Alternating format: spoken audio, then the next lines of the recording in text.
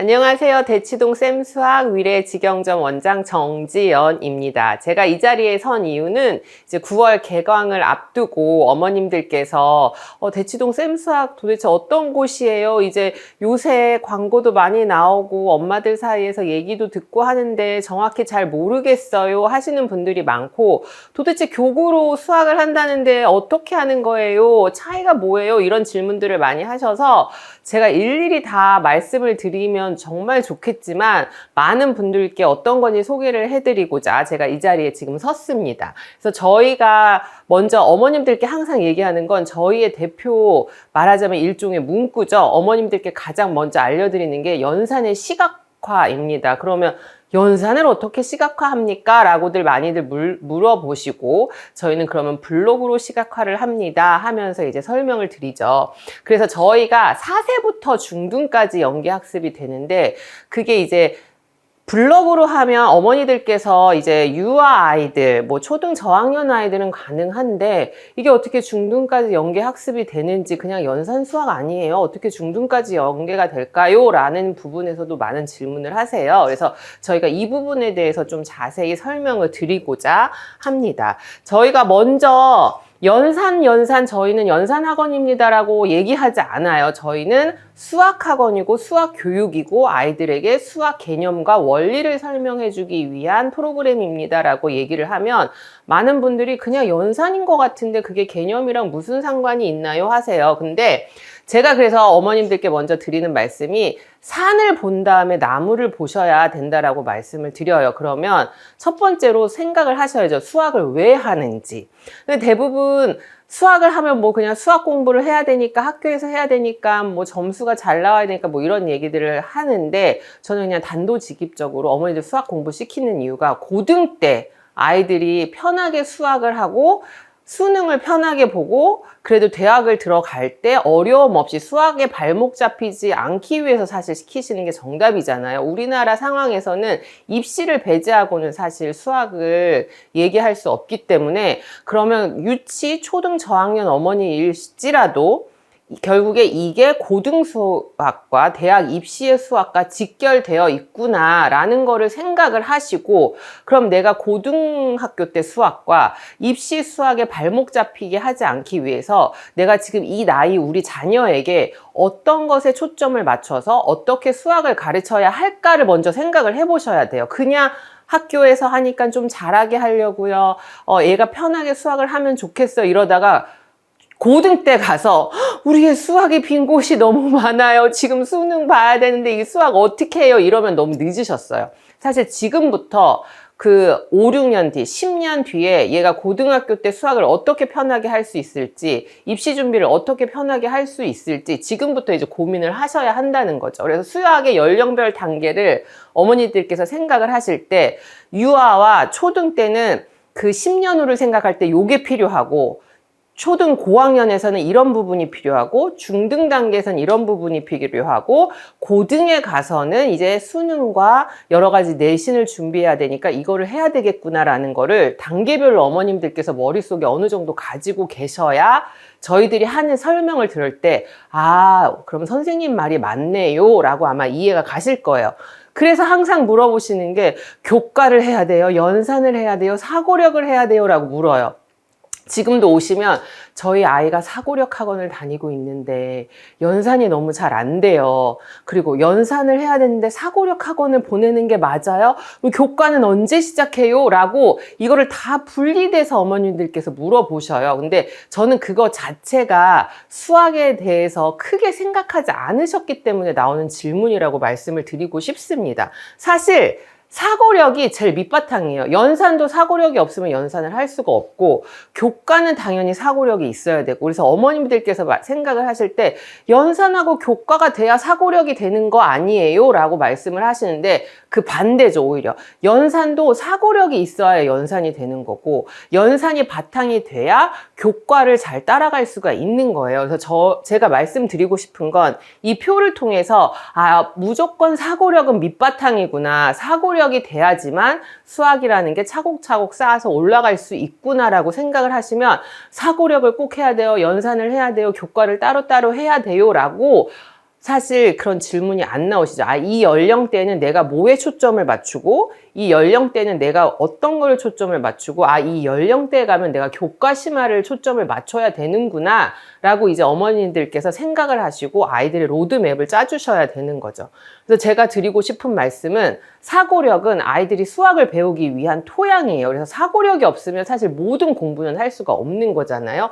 수학도 마찬가지로 사고력 문제가 따로 있는 게 아니라 그냥 사고력이 밑바탕이 되어서 연산을 차곡차곡 쌓다 보면 그 연산이 일종의 수학이라는 큰 나무에 영양분을 공급해 주는 게 되는 거잖아요. 연산이 없으면 사실, 연산을 안 하면 사실 수학이라는 것 자체를 할 수가 없기 때문에 초등 저학년 때까지 연산은 수학을 잘할 수 있게 만드는 물과 토양과 같은 역할을 하신다고 생각을 해야 돼요. 그러면 물과 토양이 튼튼하지 않으면 나무가 잘 자랄 수 없잖아요. 적정한 물이 있어야 되고 적정한 태양이 있어야 되는데, 태양은 찔끔, 물도 찔끔. 그렇게 주면 나무는 튼튼하게 자랄 수 없는 것처럼 이 부분이 약하게 되면 아이들이 교과를 나가게 되는 거죠. 이제 나무로 성장을 하면서 교과를 나가게 될 때 이 교과가 튼실할 수 없죠. 나무가 튼실할 수 없는 거랑 똑같습니다. 그러면 이것들이 어느 정도 쌓이면 중등 때부터 나타나는 게 아이들 스스로 문제를 해결할 수 있는 능력이 나타나야 되거든요.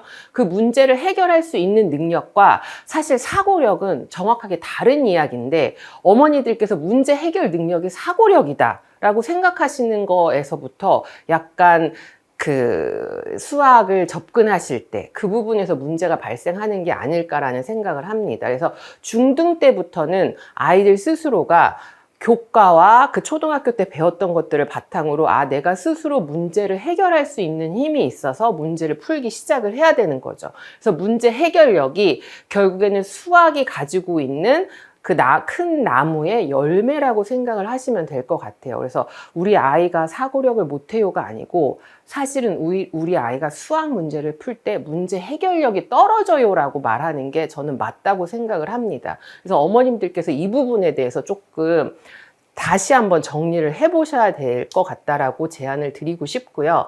그래서 사고력을 키운다는 건 애들이 수학을 할 수 있는 밑바탕을 만들어주는 거잖아요. 그러면 저희 대치동 쌤수학에서는 사고력을 키우는 방법이 유아와 초등에 따라서 다릅니다. 그래서 유아 같은 경우는 아이들이 오감을 사용하는 게 유아들의 전인적인 발달에 너무나 좋다라는 건 어머님들께서 너무나 잘 알고 계셔요. 그래서 어렸을 때부터 문센에 가시면서 트니트니부터 해가지고 여러 가지 오감 발달 활동을 하시잖아요. 그러면 그 유아 연령대에는 모든 학습에 이 오감을 사용할 수 있는 방법을 사용하시는 게 아이들의 학습 능력에는 굉장히 도움이 될 수 있습니다. 그래서 저희가 사용하는 건 시각이죠, 시각. 블럭으로 시각화를 통해서 아이들이 수의 개념을 그냥 추상적으로만 아는 것이 아니라 구체적인 물체를 가지고 구체적인 도구를 가지고 시각화한다는 거. 그러면서 저희는 끊임없이 수학을 풀지 않고 끊임없이 수학을 말을 합니다. 그러면 시각화와 끊임없이 말을 하는 걸로 통해서 아이들이 먼저 듣거든요. 근데 선생님이 먼저 앞에서 끊임없이 수학을 말로 하세요. 수학을 계속 말로 하면 아이들이 영어를 듣듯이 수학을 그냥 듣게 되는 그런 교실 상황에 놓이게 됩니다. 그럼 그 들은 거가 편안해지면 아이들이 당연히 발화가 되겠죠. 일종의 언어를 배우는 것과 비슷한 단계인데요. 아이들이 많이 듣게 되면 어느 순간 선생님이 같이 따라서 해볼까요? 할 때 아이들이 자연스럽게 수학을 따라서 말을 하게 되고, 그럼 그 말하는 게 어느 정도 익숙해지면 그게 나한테 체화가 되고 인풋이 돼서 그게 이제 아웃풋으로 결국에 쓰는 능력으로 나타나게 되는 게 저희 수학의 교육 방법이고, 이제 유아 때 이게 정확하게 다 들어가게 되면 아이들이 어느 정도 연산이 안정화가 됩니다. 그러면 초등 때 정말 저학년 때 필요한 연산이 안정화가 되면 그 다음에는 교과 문제들을 풀기를 시작을 하는 거죠. 그래서 저희가 가지고 있는 커리큘럼에서는 연산이 어느 정도 정리가 됐을 때 분수 계산과 소수 계산으로 어느 정도 연산이 정리가 됐을 때 교과에 해당하는 내용을 들어가게 되고, 그 교과 내용 중에서도 이제 심화에 해당하는 부분, 그 심화는 중등과 연계되는 부분, 이렇게 저희가 전체적인 커리큘럼을 잡고 있습니다. 그 다음으로 넘어가시면 저희가 이제 당연히 교육 철학이 어떤 건지 말씀을 드려야 어머님들께서 선택을 하실 때 대치동 샘수학은 이런 교육 철학이 있기 때문에 이런 과정의 교육을 진행하는구나가 좀 더 이해하기 편하실 거예요.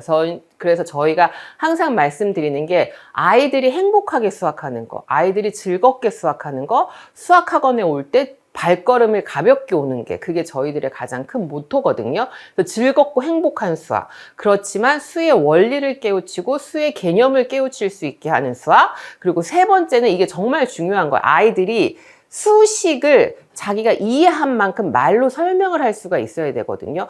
어머님들께서 생각하시는 교과심화나 사고력 수학이나 창의력 수학 같은 것들은 결국에는 문장을 내가 어떻게 수식으로 바꿀 수 있고 그 수식에서 필요한 내용들을 내가 원리적으로 풀어내서 답을 구할 수 있는가에 관한 부분이기 때문에 당연히 애들이 식을 봤을 때 이 식은 뭐를 어떻게 해서 어떻게 하는 거예요 라고 말을 당연히 설명할 수가 있어야 되는 거죠. 그래서 저희는 수업 시간에 끊임없이 애들한테 이 식의 뜻은 뭐야? 그러니까 영어 단어의 뜻을 물어보듯이 이 식의 뜻이 무엇인지 선생님한테 설명해 줄 수 있어? 라고 끊임없이 물어봅니다. 그러면 아이들이 스스로 설명을 하다 보면 막힐 때가 있어요. 그러면 그 막히는 부분은 결국에는 아이가 이 부분에 대해서 개념이나 원리를 정확히 모르기 때문에 막히는 부분이거든요. 그래서 그 부분을 통해서 저희가 이 친구는 이 부분이 약하구나 라는 거를 한 번 더 확인하게 되는 거죠. 그러면 아이들이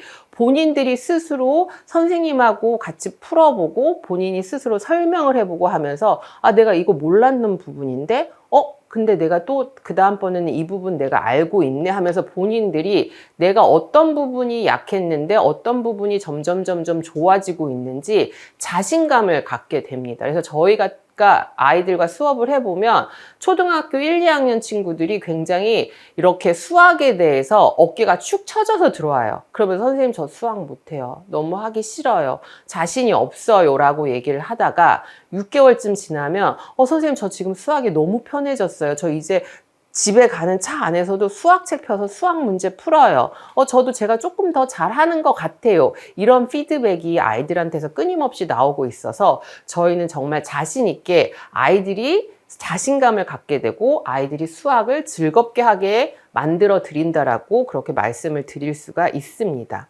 그럼 저희의 커리큘럼을 한번 알려드리면 저희가 우선은 대수 파트가 연산 부분 처음에 초등 저학년 때까지 연산과 교과심화를 가는 데 있어서 대부분은 대수 파트가 많기 때문에 대수 파트를 설명을 드리면 정말 중요한 게 수세기와 수읽기예요. 근데 어머님들이 이 수세기와 수읽기를 굉장히 쉽게 생각하셔서 1부터 100까지 읽고 쓰고 100단위 읽었으면 1000단위 읽고 1000을 읽었으면 10,000단위를 읽고 이거는 그냥 너무나 쉽게 가는 게 아니에요. 그러니까 이 부분은 그냥 간편하게 간단하게 가주세요 라고 얘기를 하는데 저희가 이 빈틈을 언제 알게 되냐면 세 자릿수 더하기를 해서 1000단위가 넘는 더하기가 나오는 순간 애들이 덧셈이 안 돼요. 그 이유가 수 읽기를 안 해서 큰 수에 대해서 충분한 학습이 안 돼 있어서 1000단위가 넘어가는 숫자가 나오면 갑자기 애들이 멍해지면서 선생님 그 다음에 이거 안 배운 것 같은데 어떻게 해요? 그런 질문들이 나오기 시작합니다. 그래서 큰 수, 4학년 때 가면 이제 만 단위, 조 단위 읽는 게 교과서에 나오거든요. 그럼 그 부분을 편하게 넘어가려면 아예 수를 처음 시작할 때 수를 읽고 수를 세고 그러면 그 수의 관계라는 것, 2하고 4하고 6하고 10하고 어떤 관계가 있는지 이런 것까지 이제 연습을 시키고 그 다음에 두 번째 단계로 가면 저희가 이거를 활용을 해서 덧셈과 뺄셈을 가르쳐 주는데 단순한 그냥 올림수 받아내림이 아니라 저희는 수를 끊임없이 쪼갭니다. 심지어는 곱셈을 할 때 수를 쪼개서 곱셈을 시켜요. 그러면 아이들이 그냥 학교에서 배운 세로셈의 원리보다는 이렇게 쪼개서 곱셈을 하고 그 곱셈이 결국엔 덧셈이니까 곱셈보다는 수를 쪼갠 거를 계속 반복적으로 덧셈을 해서 계산을 하니까 훨씬 더 수월하네요. 훨씬 더 쉽네요 라는 반응들이 아이들한테서 나옵니다. 그래서 저희는 곱셈과 나눗셈을 할 때 수를 쪼개서 뺄셈의 원리로 나눗셈을 하고 수를 쪼개서 덧셈의 원리로 곱셈을 알려주는 방식으로 수업을 합니다. 그 다음에 이제 3단계가 되면 이게 이제 초등학교 4학년, 5학년에 해당하는 부분입니다. 그래서 전체적으로 덧셈, 뺄셈이 편하게 되면 이제 나눗셈과 분수와 소수가 떨어져서 아이들한테 쪼개서 알려주는 게 아니라 나눗셈과 분수가 어떻게 연결되는지, 분수는 어떻게 소수가 연결되는지, 그러면 이게 결국에는 중학교 때 가면 유리수와 순환소수에 갔을 때 연계되는 부분이거든요. 그럼 아이들한테 너네가 이 관계를 알아야 되는 이유는 중학교 때 요런 내용을 배우는데 그때 편하게 하려면 지금 이거를 정확하게 알고 가야 돼 하면 아이들이 분수하고 소수 이거 왜 바뀌는 거를 왜 배워야 돼요? 라고 질문을 하다가 그래요? 그럼 선생님 이거 더 어떻게 되는 건데요? 하고 오히려 더 적극적인 자세가 되거든요. 그래서 저희는 이렇게 큰 그림 안에서 아이들한테 분수와 소수의 관계, 나눗셈과 분수의 관계를 설명을 해주고 있습니다. 그러면 4단계가 가면 이제 이게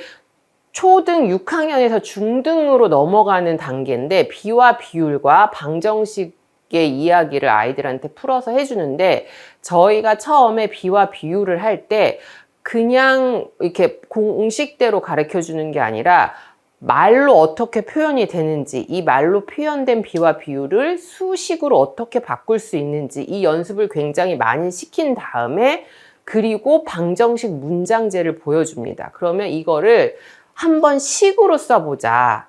그게 식으로 다 써진 다음에 그 다음에 이거를 다시 말로 한번 설명을 해보자. 그래서 저희가 끊임없이 애들이 충분히 알고 있는지 이거를 원리를 알고 있는지 확인하는 과정을 이 4단계 때 굉장히 많이 하고요. 그 다음에 5단계 때 나오는 이거는 말 그대로 중등 연산의 단계입니다. 방정식과 부등식의 관계, 2차 방정식, 2차 부등식. 이거는 그냥 중등 연산에 대한 부분이고 문자와 식. 아이들이 이제 중학교 때 가면 초등학교 때까지는 방정식을 어떤 수를 네모로 놓고 방정식을 배우는데 이제 중학교 때 가면 그 어떤 수가 미지수 x가 되거든요. 근데 애들이 어떤 수 네모로만 보다가 중학교 때 가서 미지수 x, 그러니까 문자가 나오는 순간 여태까지 숫자로만 계산을 했는데 문자가 들어간 수식을 계산을 하려고 하니 아이들이 이제 그때부터 또 한번 멘탈이 흔들리기 시작합니다. 그것을 조금 중등 과정 넘어가기 전에 미연에 좀 방지를 하고 그리고 문자가 결국에는 수와 같은 개념이라는 거, 수처럼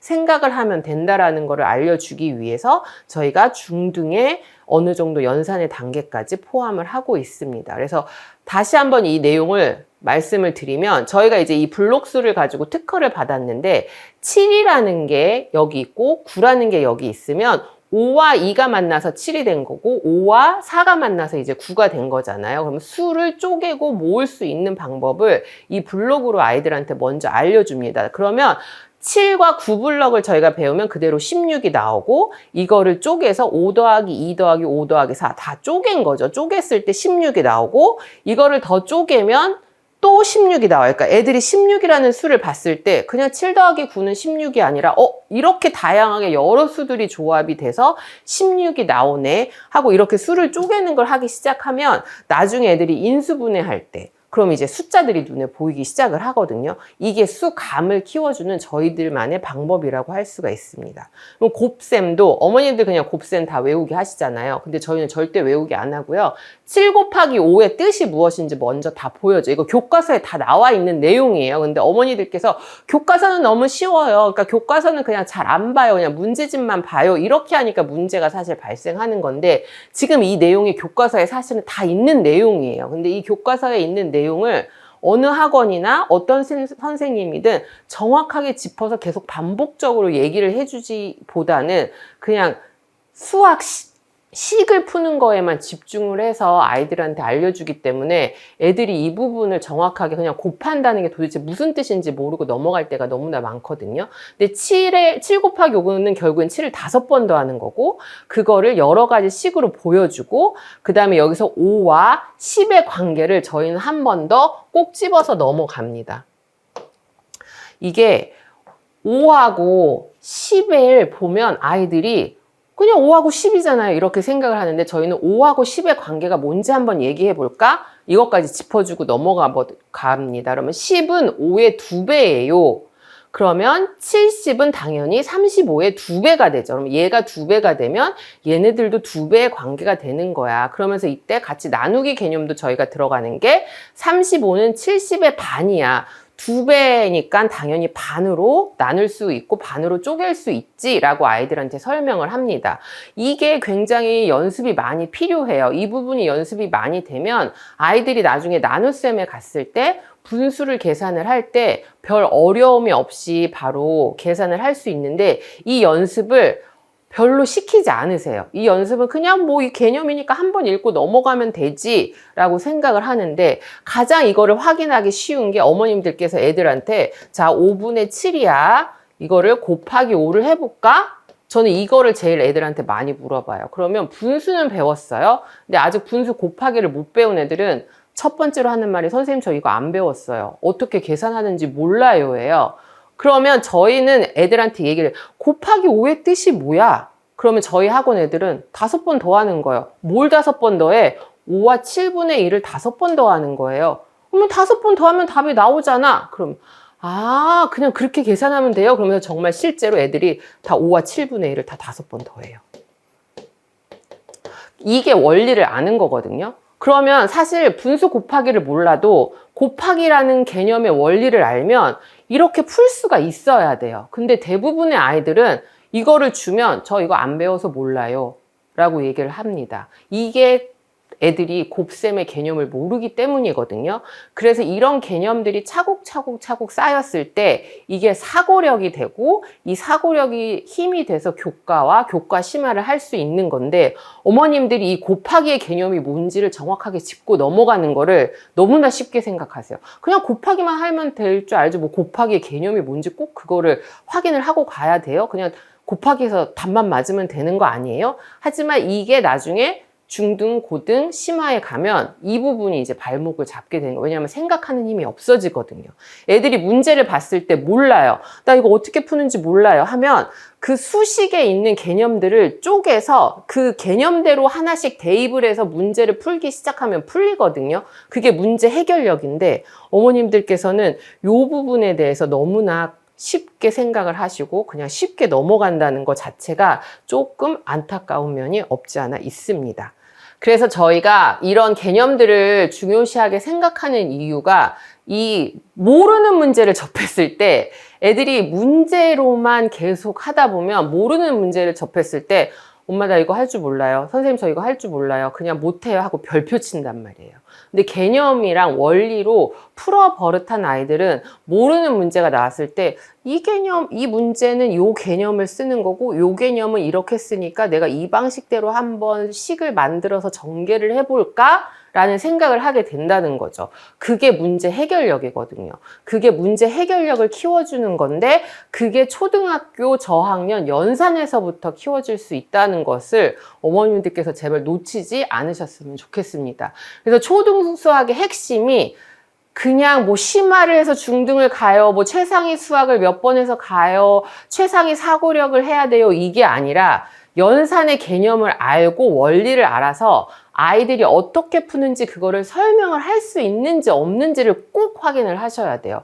그거 다음에 연산이 얼마나 정확하게 잘 되는가, 연산이 얼마나 실수 없이 잘 되는가, 얼마나 빠른 속도로 정확하게 되는가는 그 다음 문제입니다. 그래서 집에서라도 공부를 하실 때 도대체 이게 무슨 뜻이야? 이 수식을 네가 한번 말로 설명해 볼 수 있어? 라고 꼭 짚고 넘어가셨으면 좋겠습니다. 그럼 이제 연산을 어느 정도 했다. 그럼 그 다음에 이제 어머니들께서 교과 심화를 해야 되는데 교과 심화를 어떻게 해야 되나요? 하고 물어보세요. 그럼 교과 심화가 도대체 뭔지 아셔야 되겠죠. 교과 심화는 문제, 그러니까 글밥이 많은 문제를 식으로 표현을 해야 되는 거예요. 그럼 그 식으로 표현을 했을 때 그거를 당연히 연산의 원리, 개념을 사용을 해서 문제에 대한 답을 도출을 할 수가 있어야 되는 거죠. 그리고 분수, 나눗셈, 소수를 했을 때 아이들한테 제가 꼭 얘기해 주는 게 하나의 개념을 다양한 식으로 표현할 수 있는 방법을 초등학교 때 배우는 거라고 얘기를 하거든요. 그러면서 제가 애들한테 드는 예가 자, 너네들이 안녕하세요라는 말을 우리는 안녕하세요라고 하지만 영어로는 헬로라고 하고 그 다음에 불어로는 봉주르라고 얘기를 하지. 그렇지만 뜻은 똑같아. 하지만 표현 방법이 다르잖아. 수학도 마찬가지야. 한 가지 뜻이 있지만 그 한 가지의 뜻을 표현할 수 있는 다양한 식의 형태들이 있고 그 다양한 식의 형태가 결국에는 초등학교 때 배우는 가장 기본적인 수식을 알아야 이게 도대체 무슨 뜻인지를 알아야 식이 다양하게 나왔을 때도 아, 이 식은 이 개념을 사용하고 있구나라는 거를 매치할 수 있다는 거죠. 그거를 꼭 짚고 넘어가셔야 돼요.